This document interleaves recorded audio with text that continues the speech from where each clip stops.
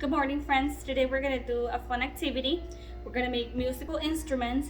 So today we're making a shaker using seeds. The seeds I have are pumpkin seeds. You guys may use beans, rice, anything you have in the house, okay? We need scissors, tape, and an empty water bottle. I will put my seeds inside my bottle.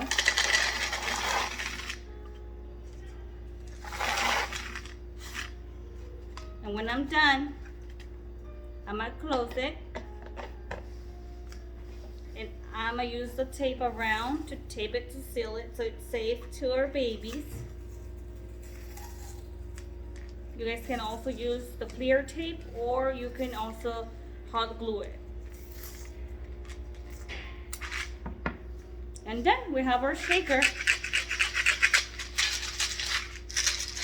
Good job. Have fun.